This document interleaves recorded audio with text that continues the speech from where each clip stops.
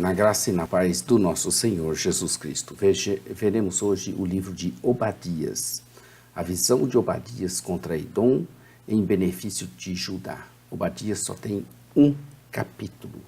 Estamos vendo assim o 9º livro, Obadias, dos últimos 17 livros da Bíblia do Antigo Testamento, que justamente são os livros proféticos, os quais foram divididos em profetas maiores e profetas menores. Nós estamos vendo o livro de Obadias. Os profetas menores se constituem de 67 capítulos com 1050 versículos, uma média de quase 16 versículos por capítulo. O livro de Obadias tem apenas um capítulo. Eu sou o pastor Daniel Deusdete, da Igreja Os Semeadores. Estaremos aqui juntos agora meditando nessa literatura. Pedimos para você que você faça uma leitura prévia antes de nos ouvir, para você saber do que nós estamos falando. O autor é Obadias, o profeta chamado pelo Senhor. Seu nome significa o servo ou o adorador do Senhor. Era esse um nome comum em Israel. Entendemos que Obadias foi instrumento de Deus que por ele falou, porque o Senhor falou. Ele teve o propósito não somente de advertir Edom a respeito do iminente julgamento, mas reassegurar ao povo de Deus a sua triunfante justiça em ação em favor deles. Ou seja, encorajar o povo de Judá que enfrentava adversidades vindas de Edom, a ter esperança na justiça divina e na vitória final sobre todos os seus inimigos. Podemos perceber que há um Deus que cuida do seu povo nesse livro quando ele sofre, que Deus adverte no final, julgará aqueles que perseguem o seu povo, que Deus dá vitórias ao seu povo e que fiel é Deus. E o fiel povo de Deus herdará o seu reino em sua totalidade. O livro foi escrito provavelmente em 586 a.C., mas tem algumas controvérsias.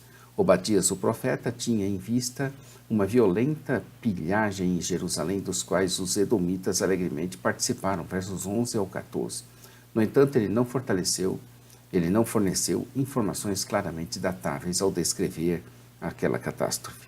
Por isso que alguns que datam o livro em relação a uma invasão de Judá pelos filisteus e árabes durante o reinado de Jeorão, uma invasão da qual aparentemente os edomitas fizeram parte, e outros que datam a profecia em relação aos ataques babilônicos a Judá, os quais acabaram por resultar em colapso em 586 a.C. Conforme a Bíblia que estamos vendo, de Estudo de Genebra, qual recomendamos que você adquira na nossa loja ossemeadores.com.br, tanto as escrituras quanto a tradição judaica, um livro apócrifo, 1 Esdras 4:45, explicitamente relaciona os edomitas com essa catástrofe final. O próprio texto da profecia parece se referir mais naturalmente a esse acontecimento. Seja qual for o momento histórico preciso, a situação era que Edom prosperava, enquanto Judá estava derrotada e a ordem natural do mundo parecia ter sido subvertida pelo caos. Embora as notáveis semelhanças entre Obadias devam ser mais do que uma impressionante coincidência, elas não resolvem o problema da data. Sabemos que Jeremias ministrou de 626 até algum tempo após 586 a.C., mas não há consenso sobre a repercussão de um profeta sobre o outro, ou se ambos contaram com uma fonte anterior. Conforme o primeiro verso, o livro de Obadias é a respeito de Edom. No entanto, ele foi escrito para os judaítas como o povo da promessa de Deus. Em Obadias, Deus fala com Edom em benefício de Judá, de modo a fortalecer a fé e a moral enfraquecida deles, sentenciando os edomitas à humilhação, à pilhagem e à morte. Edom mereceu o julgamento de Deus por causa dos prolongados e severos maus-tratos que havia infligido a Judá. A destruição de Edom fazia parte do plano maior de Deus para julgar todas as nações e garantir bênçãos ao seu povo na nova terra. O justo poder de Deus, não os planos malignos das nações, determina o curso da história. Então é o justo poder de Deus e não os planos malignos das nações. A profecia de Obadias segue o padrão do arrazoado de uma ação judicial. Ela começa com uma cena de julgamento, ela continua com a fala do juiz, que inclui o discurso ao réu, ao pronunciamento de culpa e, finalmente, uma promulgação da sentença. A semente messiânica em Obadias, a presença de Cristo Jesus nesse livro. Não há previsões messiânicas explícitas. O tema de julgamento divino contra todos aqueles que perseguem o povo de Deus está presente e encontra sua realização em Cristo. O próprio Jesus sofreu nas mãos dos inimigos de Deus, Atos 2,36, e previu que todos os seus seguidores experimentariam a mesma aflição. Ainda assim, Cristo prometeu manter o seu povo no seu amor durante esses tempos difíceis. Quando ele retornar em glória, irá julgar todos os que se opuseram a ele e ao seu povo. A visão de Obadias de uma nova ordem, na qual o povo de Deus é restabelecido em vitória sobre as nações, também encontra a realização em Cristo Jesus. Cristo começou a governar em sua ressurreição e ascensão. A igreja agora propaga o seu reino por toda a terra, e a igreja expandirá até os confins da terra quando ele retornar. Então, quando os cristãos sofrem nas mãos dos inimigos de Deus, devem renovar a fé no Deus justo que revela por meio da profecia de Obadias. Embora muitas vezes pareça que o tormento da igreja nunca terminará, Deus está sempre trabalhando por trás do véu das aparências em favor do seu povo. O livro de Obadias, que tem um capítulo, nós dividimos em 3 partes. Temos o título, a cena de julgamento da guerra e o discurso divino e a esperança. O livro inicia o título com uma simples identificação de Obadias, como aquele que recebeu essa revelação. Não fica clara a forma como ele recebeu, mas está certo de que foi uma mensagem da parte de Deus, que lhe chegou ao conhecimento de alguma forma e que ele deveria transmitir esse conhecimento seguindo a orientação divina da visão que ele teve. Compare com Miqueias 1:1, que diz semelhantemente que a palavra do Senhor veio a ele. Aqui somente temos visão de Obadias. A cena do julgamento na guerra. A cena do julgamento divino na guerra está preparada. O cenário está preparado para o tipo de julgamento que logo ocorreria contra Edom. As primeiras palavras que reportam a visão de Obadias se referem ao que diz o soberano, NVI, Senhor, Deus a respeito de Edom. Deus revelou o conteúdo da profecia.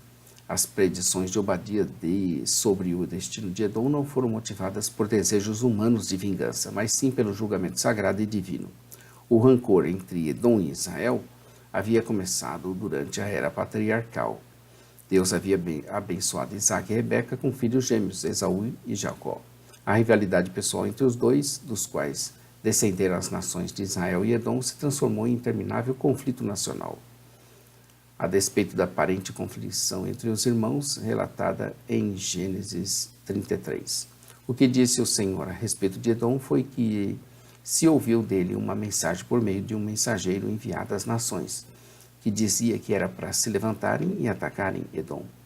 Em algumas passagens, Edom simbolicamente representa todos os inimigos do povo de Deus. Falando pelo seu povo, o profeta viu significado divino na notícia de uma conspiração contra Edom. Por trás do plano humano, trabalhava o Senhor soberano. O fato de tal notícia ter chegado aos ouvidos de Obadias, juntamente com essa visão, não foi coincidência, mas um início de um cumprimento certo da profecia. Esse discurso divino de julgamento e esperança. A partir do verso 2 até o 21, veremos o discurso divino de julgamento e esperança. O restante da profecia de Obadias diz respeito a esse discurso do Senhor no seu tribunal celestial. Ele é dividido em 3 partes principais. Vejamos a primeira, a sentença contra Edom. O profeta relatou alguns julgamentos que estavam por vir contra Edom. Deus sentenciou Edom à humilhação, à pilhagem e à morte. Os edomitas então seriam humilhados, saqueados, mortos. Deus decide humilhar. Os edomitas estavam cheios de soberba, mas seriam humilhados. A força desses versículos reside na pergunta de Edom: quem me deitará por terra? E na resposta de Deus: eu te derrubarei.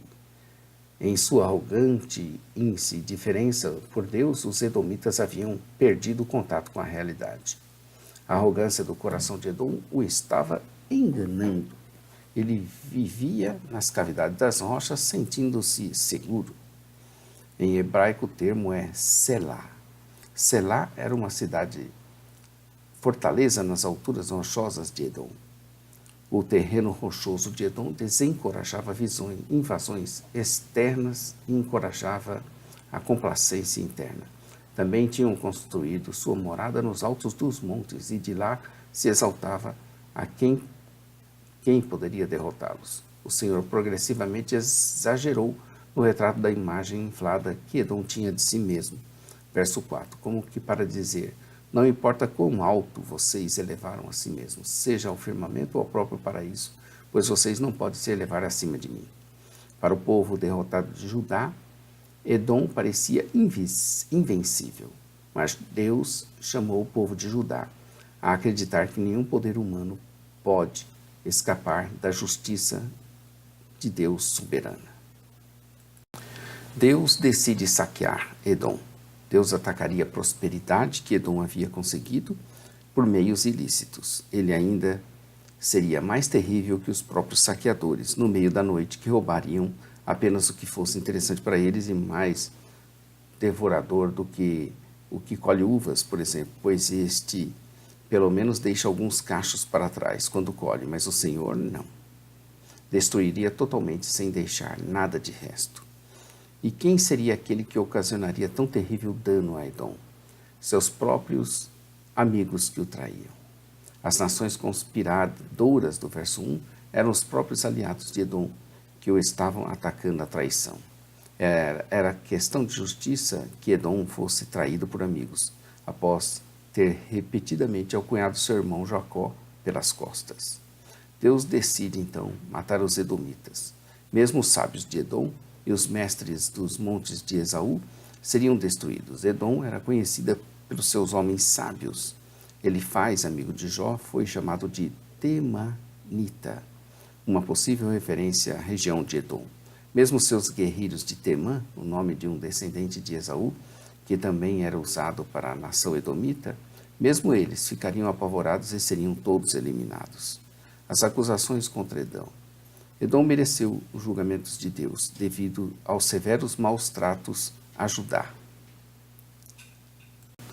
O profeta mudou a ênfase das sentenças divinas para o anúncio das acusações contra Edom. Esses versículos focam na violência de Edom, na cruel indiferença de Edom, no orgulho e nos ataques cruéis de Edom contra Judá. Essa violência, Edom foi hostil em relação a Judá durante toda a sua história, mas em especial durante os dias do ataque babilônico. A sua cruel indiferença não ajudou. Edom não ajudou Judá durante a crise babilônica, mas uniu forças contra os agressores de Judá. A ligação entre teu irmão, verso 10, e os estranhos e estrangeiros invasores é poderosa. Edom era moralmente obrigada a lutar pelo seu irmão Jacó, verso 2, contra os invasores, mas ao invés disso, ela mesma era um deles. Então ele acabou unindo forças com os agressores de Judá, ao invés de ajudarem, né? O orgulho e os ataques cruéis de Edom contra Judá. Ao humilhar e atacar o povo de Judá, os edomitas violaram as suas obrigações familiares, baseadas no parentesco com Judá.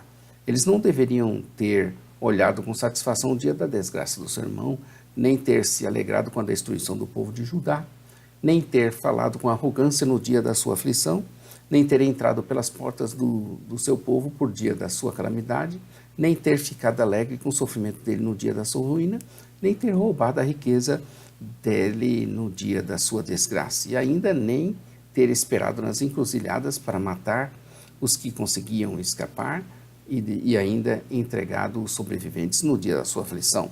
Edom provou pela sua indiferença perante suas obrigações morais e espirituais que sua verdadeira lealdade era ao ganho pessoal. Dada a perspectiva de Edom, verso 13, nenhum ato era considerado baixo demais no processo de explorar até mesmo a vulnerabilidade de um irmão. As sementes do caráter moral de Edom foram plantadas pelo seu ancestral Esaú, que se importava muito mais com as coisas terrenas do que com as coisas do reino de Deus. Esaú desprezou o direito de primogenitura, Gênesis 25, 34, por um pouco de cozinhadinho. O pouco valor que ele dava à herança espiritual também ficou evidente em sua escolha de tomar as ilhas de Et e como esposa. As filhas, né? Tomar as filhas de Et como esposa. O anúncio de uma nova ordem. A destruição de Edom é parte do plano maior de Deus para julgar todas as nações e garantir bênçãos ao seu povo numa nova ordem. A sentença do Senhor de julgamento contra Edom era parte de um cenário muito maior, que incluirá levante sobre todas as nações e a suprema e vitoriosa restauração de Judá. O julgamento internacional por vir. Deus determinou o julgamento contra todas as nações que haviam perturbado o seu povo. O dia do Senhor estava prestes a vir sobre todas as nações. Aqui o profeta coloca o julgamento de Edom contra o plano de fundo maior do ajuste de contas de Deus com todas as nações. Esse episódio com Edom é apenas uma pequena parte do plano de julgamento de Deus.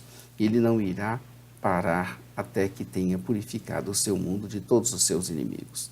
A relação entre Edom e o resto das nações era uma rebelião compartilhada contra Deus, o qual o Senhor não permitirá que tenha sucesso. A vingança de Deus era o cumprimento da oferta de proteção que ele havia feito há algum tempo a Abraão. A farra dos edomitas no templo sagrado no monte em Jerusalém seria respondida na forma do cálice da ira de Deus, forçado nos lábios de Edom e de todas as nações que haviam profanado as coisas de Deus. A restauração e a expansão de Judá, a partir do verso 17 até o 21. O apogeu da nova ordem, após a derrota e o exílio de Judá na Babilônia, não seria mais apenas o julgamento contra os inimigos de Deus, mas uma gloriosa restauração do povo e da natureza e a extensão de Judá para os territórios conquistados. O Novo Testamento explica que essas esperanças proféticas de restauração foram inicialmente cumpridas na primeira vinda, estão sendo cumpridas pelo anúncio do Evangelho e elas terão a sua plena realização no segundo advento de Cristo Jesus. O Senhor diz que no monte Sião é que estarão os que escaparam, e ele será santo, e a descendência de Jacó possuirá a sua herança. Não mais o brinquedo degradado de exércitos saqueadores. O monte Sião seria um sagrado, um dia ele seria sagrado e imaculado para Deus. Imaginando a cena de uma fogueira, a descendência de Jacó seria um fogo e a de José uma chama, mas a descendência de Esaú seria a palha. Eles a incendiariam e a consumiriam, de forma que não haveria mais sobreviventes da descendência de Esaú. Isso estava declarando o Senhor. Os que restassem, verso 14, de Judá, levantar-se-iam com o fogo da ira divina para consumir Edom, não deixando um único sobrevivente sequer. Isso é provavelmente um exagero, que é comum nas profecias referentes ao julgamento de Deus, porque o Senhor o falou. Funcionando como uma assinatura, essa cláusula enfatiza que essas previsões tinham vindo de Deus. O povo exilado de Deus retornaria para ocupar a terra de sua herança, cujas fronteiras seriam restauradas e expandidas.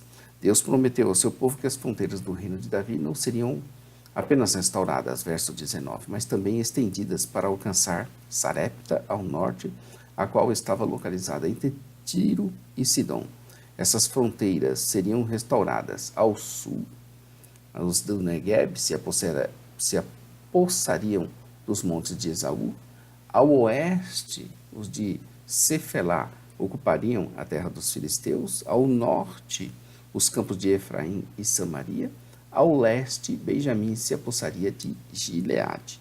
Assim, os israelitas exilados se apossariam do território dos cananeus até Sarepta, e os exilados de Jerusalém, que estão em Sefarade, ocupariam as cidades do Negueb.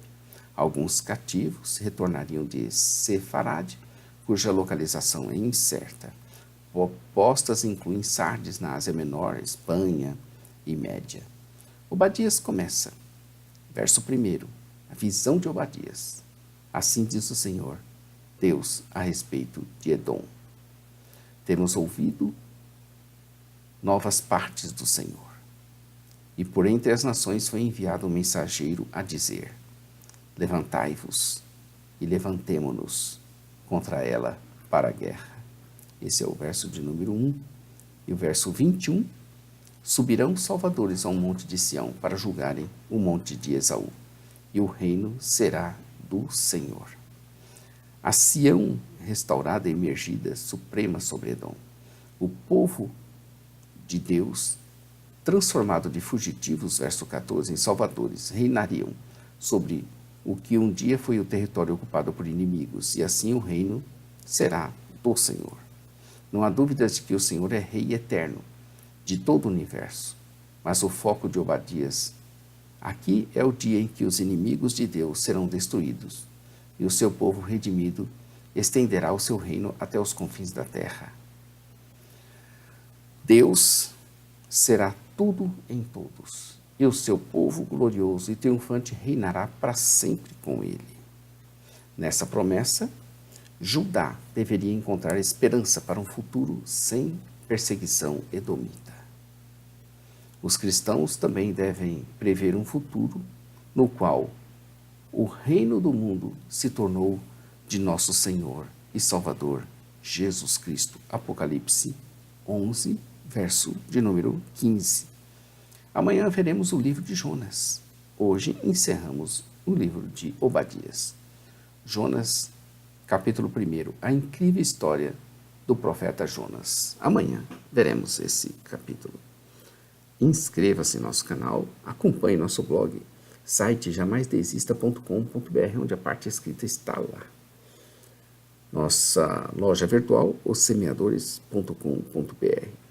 Nosso programa de rádio, Momento Missionário, radio.ossemeadores.com.br. Todos os dias, 8h30, oração e palavra. Ou palavra e oração. E aos sábados, 15 horas, esse momento missionário é com o pastor Johnny Ramos, que é um momento missionário, palavra de vida com o pastor Johnny Ramos. A todos um bom dia, fiquem com Deus, Jesus está voltando. Maranata, ora, ora, vem, Senhor Jesus. Deus te abençoe, querido. Amém.